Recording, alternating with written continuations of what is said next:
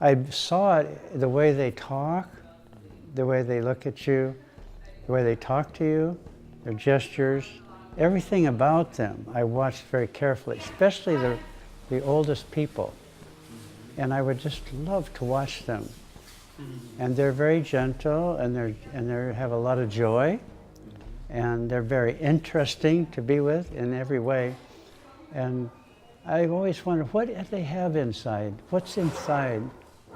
What is their power that they have within them? You just know they have it. You're here with the Children of the Setting Sun Productions iPodcast Hour.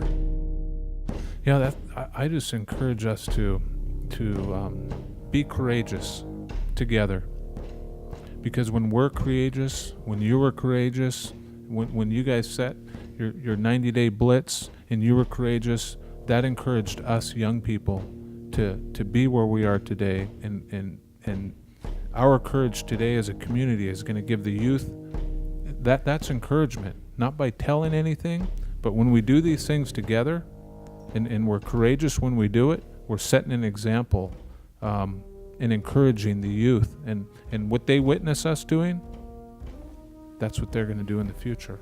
Here, hey, this is how our leadership did it with our community, and this is how our community did it with our leadership. It was done with courage, it was done with love, we celebrated together, we fought, not with one another, but together. I want to say something. Yesterday I was watching the news, and this woman gets on the news, and she goes, well, all he wants to do, the president wants to do, is make America white again. And I'm thinking, it was never white. Before anybody came over here, all the people were brown. So what is she talking about? You know? Where's their education at? It's the same as what Jesus teaches. There's no difference.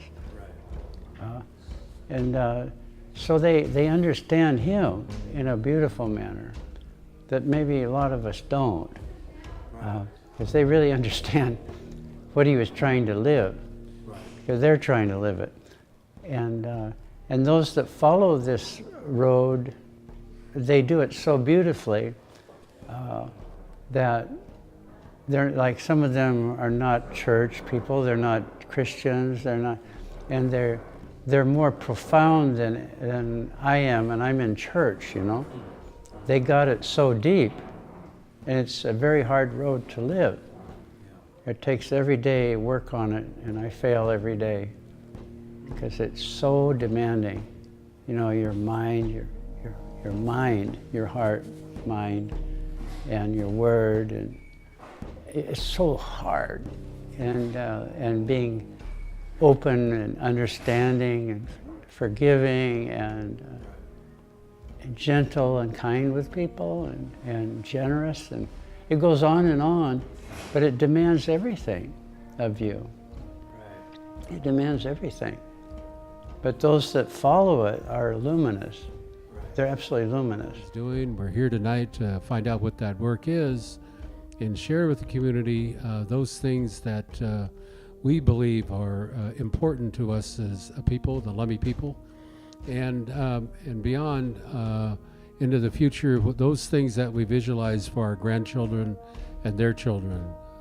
Important things like the health and well-being of our community, the future development of jobs and occupations that would fulfill a person living here, but also that connection, especially that connection to our family and our family history, traditions, culture that is so important to carry on in a good way, that way of life, our Chilangan, and those things that we rediscover in ourselves by learning our language, by learning our traditional ways that could solidify our place here, the reclaiming of our birthplace that is not only the Lummi Reservation, beyond our traditional homeland, or Skolatsis, as they say.